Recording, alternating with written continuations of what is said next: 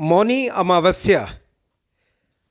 जी हाँ, आज का हमारा वीडियो मौनी अमावस्या पर उसकी संपूर्ण जानकारी लेकर आया है।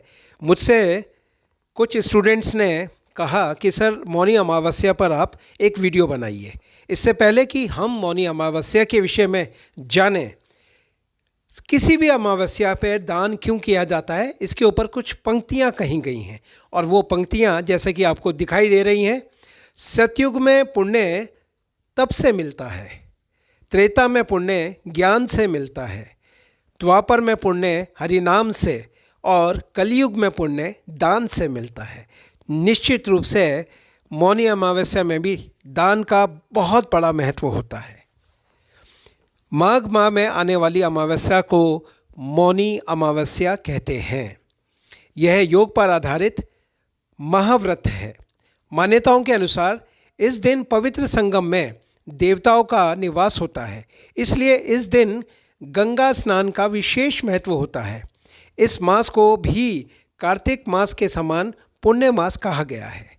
गंगा तट पर इसी कारण भक्तजन एक मास तक कुटी बनाकर गंगा स्नान व ध्यान करते हैं, जिसे कल्पवास भी कहते हैं। माघ मास की अमावस्या और पूर्णिमा दोनों ही तिथियां पर्व हैं। इन दिनों में पृथ्वी के किसी न किसी भाग में सूर्य या चंद्र ग्रहण हो सकता है। आइए जानते हैं सूर्य और चंद्र ग्रहण की स्थितियां क्या हो सकती हैं। जैसा कि आप चित्र में देख पा रहे हैं, हमारी पृथ्वी सूर्य के चारों ओर लगभग 365 दिनों में चक्कर लगाती है और हमारी पृथ्वी के चारों ओर चंद्रमा चक्कर लगाता है। ये जो परिक्रमण और परिभ्रमण चलता है पृथ्वी का, इसकी वजह से सूर्य ग्रहण और चंद्र ग्रहण लगता है। आइए जानते हैं सबसे पहले चंद्र ग्रहण। जैसा कि आप इस वीडियो में देख पा रहे हैं, सूरज से निकलने वाली किरण सीधा पृथ्वी की तरफ आती हैं, परंतु पृथ्वी के पीछे की ओर आ जाने की वजह से चंद्रमा पर सूर्य का प्रकाश नहीं पड़ता, जिसकी वजह से चंद्र ग्रहण की स्थिति बनती है। और इसी तरह सूर्य के चारों ओर पृथ्वी जब चक्कर लगाते लगाते चंद्रमा बीच में आ जाता है और पृथ्वी एक दूसरे छोर पर आ जाती है, तो वहाँ पर सूर्य ग्रहण की स्थिति बनती है।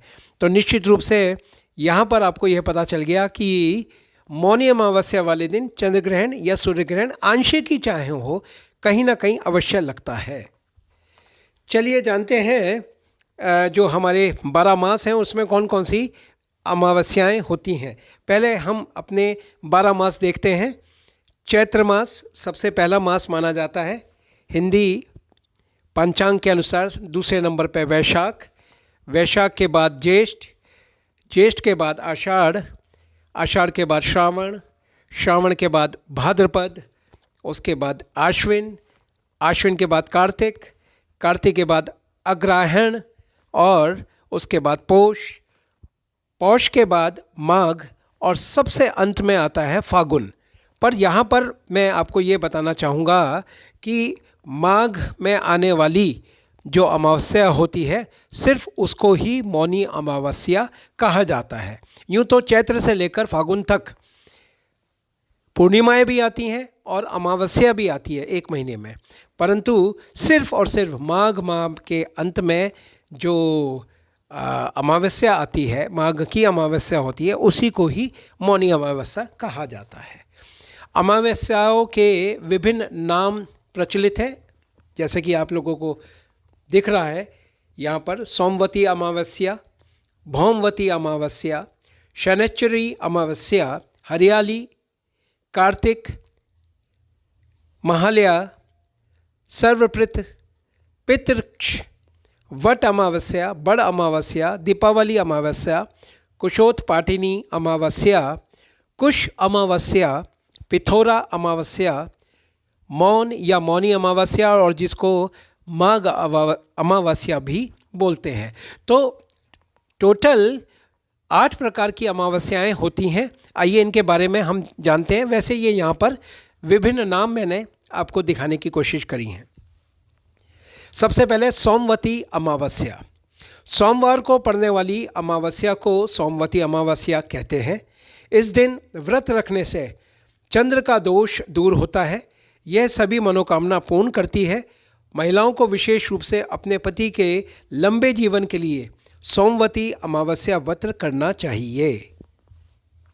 नंबर 2 पर आती है भौमवती अमावस्या। भौम अर्थात मंगल। मंगलवार को पड़ने वाली अमावस्या को भौमवती अमावस्या कहते हैं। ऐसी मान्यता है कि इस दिन व्रत रखने से कर्ज का संकट समाप्त हो जाता है। पंचांग के किसी भी माह में यह अमावस्या आ सकती है। तीसरे नंबर पे जैसा कि आप देख रहे हैं शनैश्चरी अमावस्या। शनिवार के दिन आने वाली अमावस्या को शनैश्चरी अमावस्या कहते हैं। पंचांग के किसी भी माह में यह अमावस्या आ सकती है। इस दिन व्रत रखने से शनि के दोष दूर हो जाते हैं, जैसे ढैया, साढ़े साती इत्यादि। चौथे नंबर पे आप देख रहे हैं महालय अमावस्या। आश्विन मास की अमावस्या को महालय अमावस्या कहते हैं। महालय अमावस्या को पितृपक्ष की सर्वपितृ अमावस्या या दर्श अमावस्या भी कहते हैं। ऐसी मान्यता है कि इस दिन पूजा, अन्नदान और तर्पण आदि करने से पूर्वज प्रसन्न होते हैं। इस दिन पितरों की शांति के लिए महा उपाय करने से घर में सुख शांति बनी रहती है। 5वें नंबर पर हम देखते हैं हरियाली अमावस्या। श्रावण मास में आने वाली अमावस्या को हरियाली अमावस्या कहते हैं। इसे महाराष्ट्र में गटारी अमावस्या कहते हैं, जबकि तेलंगाना और आंध्र प्रदेश में चुक्कला एवं उड़ीसा में चित्तलागी अमावस्या कहते हैं। इस दिन पौधारोपण करने का महत्व है। इस दिन पितरों की शांति हेतु भी अनुष्ठान किए जाते हैं। 6ठे नंबर पे हम देखते हैं दीपावली अमावस्या या दीपावली के दिन पड़ने वाली अमावस्या। कार्तिक मास की अमावस्या को दीपावली अमावस्या या काली अमावस्या कहते हैं। इस दिन अमावस्या के समय दीपोत्सव मनाया जाता है। कहते हैं कि इस दिन रात सबसे घनी होती है। मूल रूप से यह अमावस्या माता कालिका से जुड़ी हुई है, इसलिए उनकी पूजा का महत्व भी होता है। इस दिन लक्ष्मी पूजा का महत्व भी है। कहते हैं कि दोनों ही देवियों का इस दिन जन्म हुआ था। 7वें नंबर पे देखते हैं कुश ग्रहणी अमावस्या। कुश एकत्रित करने के कारण ही इसे कुश ग्रहणी अमावस्या कहा जाता है। पौराणिक ग्रंथों में इसे कुशोत्पाटिनी अमावस्या भी कहा गया है। भगवान श्री कृष्ण की आराधना के माह भाद्रपद में इस अमावस्या को मनाया जाता है। इस दिन को पिथौरा अमावस्या भी कहा जाता है। पिथौरा अमावस्या को देवी दुर्गा की पूजा भी की जाती है। और सबसे अंतिम प्रकार की अमावस्या जिसकी हम बात कर रहे हैं मौनी अमावस्या। यह अमावस्या 11वें हिंदू पंचांग अथवा महीने या माघ के महीने में आती है। इसे आध्यात्मिक रूप से महत्वपूर्ण दिन माना जाता है। इस दिन दिव्य स्नान दिवस माना जाता है या किया जाता है। 2025 की अमावस्याओं की तिथि अगर हम देखें तो 29 जनवरी को माघ अमावस्या है, 27 फरवरी को फागुन अमावस्या है, 29 मार्च को चैत्र की अमावस्या पड़ेगी, 27 अप्रैल को वैशाख माह की अमावस्या आएगी, 27 मई को ज्येष्ठ अमावस्या होगी, 25 जून को आषाढ़ की अमावस्या आएगी, 24 जुलाई को श्रावण की अमावस्या और उसके बाद 23 अगस्त को भाद्रपद की अमावस्या होगी। 21 सितंबर को आश्विन की अमावस्या, जबकि 21 अक्टूबर को कार्तिक अमावस्या होगी। 20 नवंबर को मार्गशीर्ष अमावस्या, जबकि 19 दिसंबर को पोष अमावस्या होगी। तो ये लिस्ट है आपके लिए पूरे वर्ष भर में पड़ने वाली अमावस्याओं की।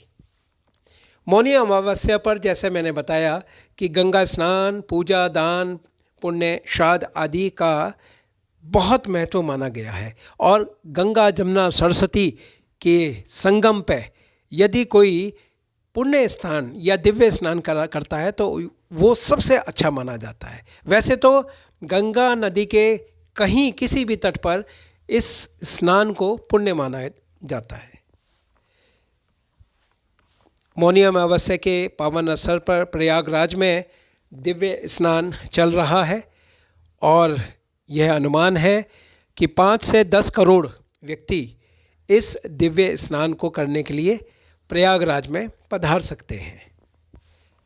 मैं आशा करता हूं कि मौनी अमावस्या की यह जानकारी निश्चित रूप से आपके लिए सार्थक होगी।